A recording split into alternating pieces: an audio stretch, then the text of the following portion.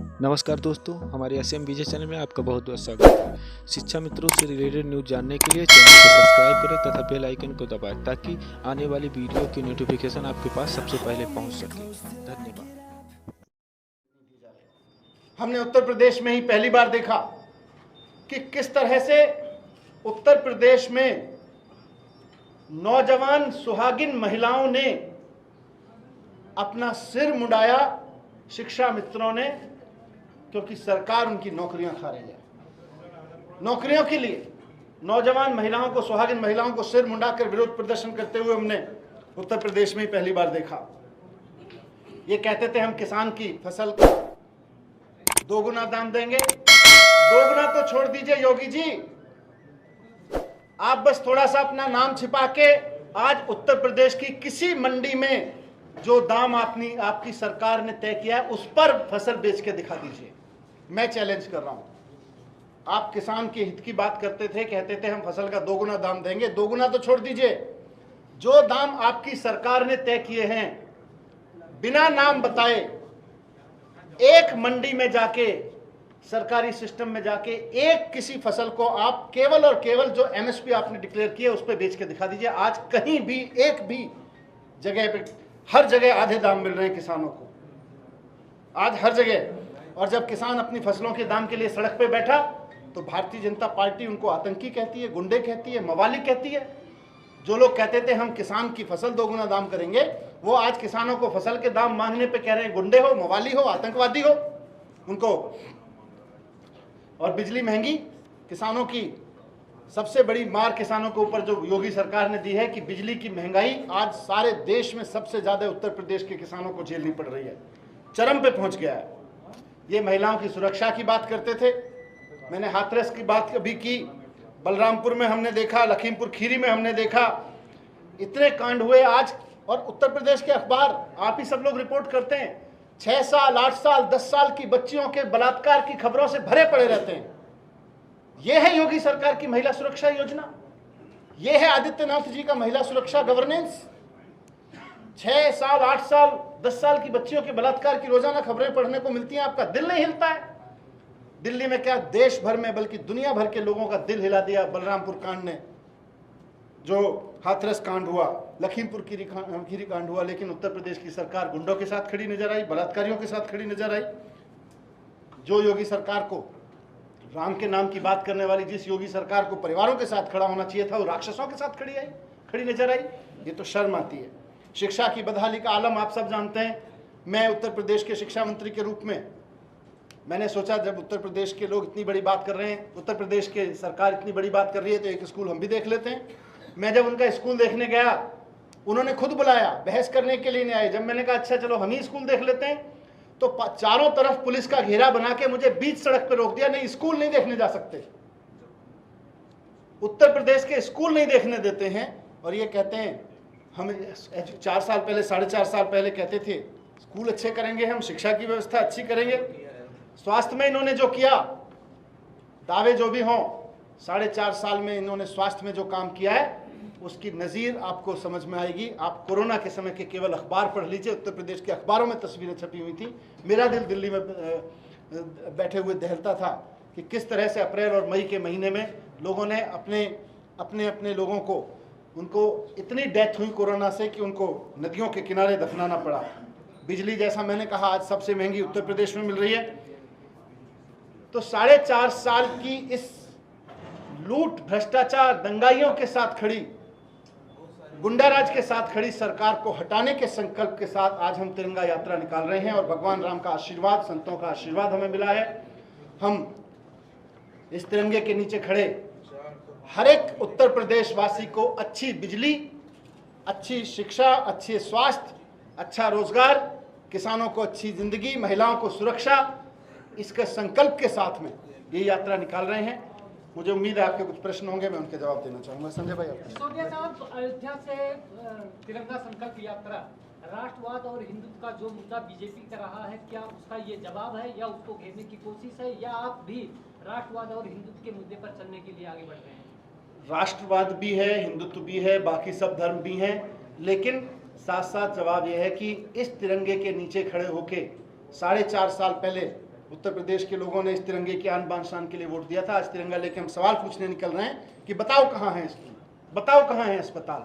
आज मैं सुबह अखबार में पढ़ रहा था, फिरोजाबाद में कई, आप लोगों में से किसी ने रिपोर्ट किया होगा, पत्रकारों ने, कैसे एक परिवार, और हर एक जिले में हो रहा है, लोग दूर दराज के गांवों से अपने बच्चे को डेंगू होने पे साइकिल पे बिठा कर लेके आ रहे हैं और अस्पतालों में बिस्तर नहीं मिल रहा, अपने बीमार बच्चे को साइकिल पर वापस ले जाते हुए माँ बाप की तस्वीर दिल हिलाती है, उनके वीडियोस दिल हिलाने वाले हैं।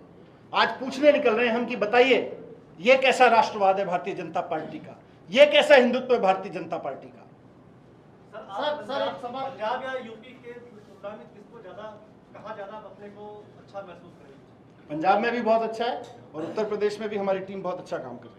सर आपने ऑक्सीजन की बात की है, एक मिनट सर, ऑक्सीजन की बात की है, दिल्ली से 12 गुना आबादी उत्तर प्रदेश की है, लेकिन कोरोना से मौत भी काफी कम हुई है, ऐसा सरकार का कहना है। और ये भी कहना है कि दिल्ली में ऑक्सीजन की कमी की बात कही गई, लेकिन जब ऑडिट कराने की बात की तो आप बैकफुट करा गए। हमने तो खुद ही कहा, भारतीय जनता पार्टी कहती है ऑडिट नहीं कराने देंगे। और अगर उत्तर प्रदेश में कोरोना से कितनी मौत हुई तो सरकार के आंकड़ों में नहीं, अखबार के उन फोटोग्राफ को देख लीजिए, उनमें से एक भी मौत सरकार के आंकड़ों में हो तो बताइए। तो आप ऑडिट कराने के लिए आप ऑडिट के लिए तैयार हैं? हम कह रहे हैं बीजेपी तैयार नहीं है। सर, और पार्टी की तरह आप भी अयोध्या से अपना कैंपेन शुरू कर रहे हैं, तो क्या ये बीजेपी की तरह आप भी हो रहे हैं कि राम आपके हैं? राम सबके हैं, राम सबके हैं, और राम को दिल में लेके काम करें ना। हम दावा कर रहे हैं कि हम भगवान राम को दिल में रख रहे हैं और बगल में संविधान लेके हम सरकार चला रहे हैं। क्या आपको लगता है ये लोग मुंह में राम रखते हैं और बगल में छुरी रखते हैं। हम कह रहे हैं हमारे मुंह में और बगल में, दिल में भगवान राम है और हमारे बगल में संविधान है। संविधान में बाबा साहब ने जिस भारत का सपना देखा था, आज तिरंगा उठा के उसी सपने को सच करने का संकल्प लेकर निकल यूपी में भी आदमी सरकार से चाहता है, भाई मेरे जो मैंने चीजें गिनाई, उत्तर प्रदेश का आम आदमी तो यही चाहता है, दिल्ली का भी आदमी यही चाहता है अपनी सरकार से। सर, आप किसी से अलायंस करेंगे या इंडिविजुअल 403? उत्तर प्रदेश में हमें कोई ऐसी पार्टी नहीं दिखती जो उत्तर प्रदेश के लोगों के लिए शिक्षा पे काम करना चाहती हो, स्वास्थ्य पे काम करना चाहती हो, बिजली सस्ती करना चाहती हो, रोजगार पे काम करना चाहती हो। इसलिए कोई सवाल नहीं। कि हम तो राम और राम मंदिर के साथ 403, लेकिन वो तो राम के खिलाफ गए थे और अब राम वोट के लिए राम के साथ आ गए हैं और वो कह रहे राम की तेजी तो हमारा ब्रांड तो मुंह में सिर्फ राम बोलने से काम नहीं चलता ना। अगर आप राजनीति में हैं और उत्तर प्रदेश की जनता ने आपको मौका दिया था तो दरिंदों के साथ क्यों खड़े हुए? ये कैसी राम भक्ति है भारतीय जनता पार्टी की? मैं भी राम भक्त हूं और वो भी राम भक्त हैं, बताइए दरिंदों के साथ कौन खड़ा है? मैं भी राम भक्त हूं और वो भी राम भक्त हैं, बताइए बच्चों के लिए स्कूल कौन बनाएगा? मैं भी राम भक्त हूं और वो भी राम भक्त हैं, बताइए लोगों के लिए अस्पताल कौन बनाएगा? क्या बीजेपी ने लगता नहीं है कि ऐसा माहौल खड़ा कर दिया है कि हर आदमी को, जिसको भी राजनीति करनी है, उसको अयोध्या और राम मंदिर और राम का नाम लेना होगा? अच्छा, सब लें राम का नाम, लेकिन उसके साथ साथ फिर स्कूलों की बात करें ना। स्कूलों का पैसा स्कूलों में बस्ते के नाम पर, खाने के नाम पर, स्टेशनरी के नाम पर 9 करोड़ रुपए खाएंगे और बात राम की करेंगे? शर्म नहीं आती है इनको राम का नाम लेते हुए? सर राम मंदिर लैंड में जो भ्रष्टाचार का आपने एक मुद्दा उठाया आम आदमी पार्टी ने, उसको कहाँ तक आगे लेके लिख जाए? क्योंकि सरकार तो उनकी है, ये जांच तो कराएंगे नहीं। सरकार उनकी है, कानून उनके थोड़े ही है। देखिए, राम मंदिर में जमीन खरीद के नाम पे जो भ्रष्टाचार हुआ था उसके कागज यही अयोध्या में दर्ज हैं, उसको देख लीजिए आप। शाम को 7:10 पे 2 करोड़ में एक जमीन खरीदी जाती है और 7:15 पे 5 मिनट के अंदर 18.5 करोड़ में बेच दी जाती है। भ्रष्टाचार का एक अद्भुत उदाहरण प्रस्तुत किया भारतीय जनता पार्टी ने। तो मुझे लगता है कि इसमें जांच कराने के बजाय, और हमारी बात आप कर रहे हैं कि क्या करेंगे, हमने यहाँ पर उन भ्रष्टाचारियों के खिलाफ मुकदमा दर्ज करने के लिए कोर्ट में अर्जी दी है, कोर्ट में याचिका दाखिल की है। न्यायालय का फैसला आने में। आप यूपी बिहार को लेकर कभी इतना इजी नहीं महसूस करते रहे, कंफर्टेबल नहीं रहे, आगे आप कैसे, क्या जनता से क्या अपेक्षा है आपको, कैसे? देखिए, दिल्ली में जो, हाँ मैं बता रहा हूँ, दिल्ली में जो सरकार चली, जैसा मैंने शुरू में कहा कि अरविंद केजरीवाल जी देश के एकमात्र मुख्यमंत्री हैं जो आम आदमी की रोजाना की जिंदगी जरूरतों की राजनीति कर रहे हैं। उसकी शिक्षा, उसके बच्चों की पढ़ाई के लिए, उसके परिवार के इलाज के लिए, उसके घर के बिजली बिल के लिए, उसके पानी के लिए, रोजगार के लिए, उसकी सुरक्षा के लिए, महिलाओं के सम्मान के लिए कर रहे हैं। आज उत्तर प्रदेश के लोग भी यही चाहते हैं, बिहार के लोग भी यही चाहते हैं, हर जगह के लोग चाहते हैं, पूरे देश के लोग चाहते हैं। लोग एक अभी तक विकल्प नहीं था, विकल्प के रूप में आती थी। कई लोग पत्रकार पूछते हैं, अभी हो सकता है आप में से कोई पूछता है भाई यहाँ तो बहुत जाति की बात होती है, धर्म की बात होती है। अब शिक्षा की बात करेंगे, अब स्वास्थ्य की बात करेंगे, आइए उस पर राजनीति करते हैं। बताइए कहाँ स्कूल बनवाए, कौन से ने बनवाए, उससे बात करेंगे। आपको लगता है कि आप जात का जो चक्रव्यूह उसको तोड़ पाएंगे? लोगों के पास विकल्प नहीं था, जनता तोड़े। आज लोगों के पास विकल्प है, जनता तोड़ेगी।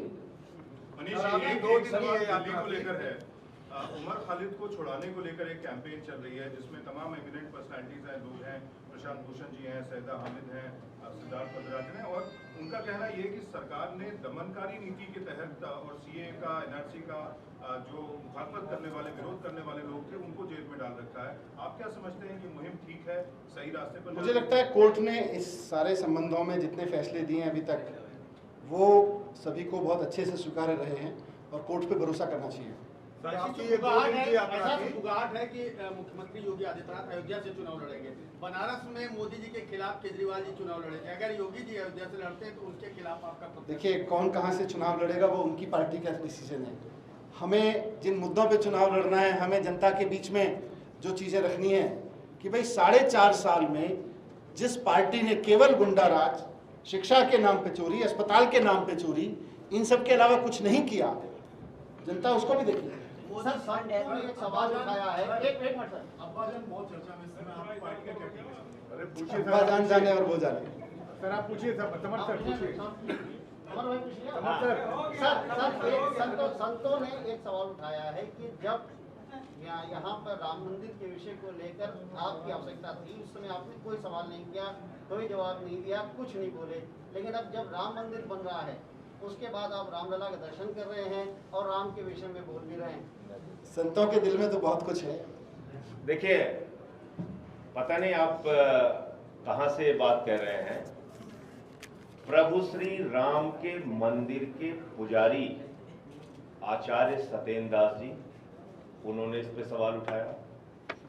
धर्मदास जी जो मुख्य पैरोकार हैं प्रभु श्री राम के मंदिर के निर्माण के लिए, जो जमीन का विवाद चल रहा था उस विषय पे, उन्होंने सवाल उठाया और कहा कि इन भ्रष्टाचारियों ने लूट की है, बेईमानी की है।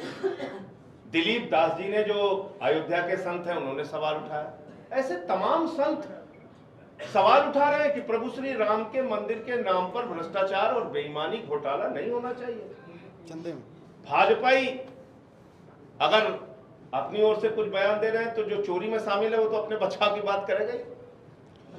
अच्छा, हमारे साथ दिनेश पटेल जी, हमारे महासचिव उत्तर प्रदेश के, और प्रदेश अध्यक्ष सभाजीत सिंह जी हैं, दिल्ली के विधायक अखिलेशपति त्रिपाठी जी हैं, मुख्य प्रवक्ता हमारे वैभव महेश्वरी, और अभिनव राय जी हमारे साथ।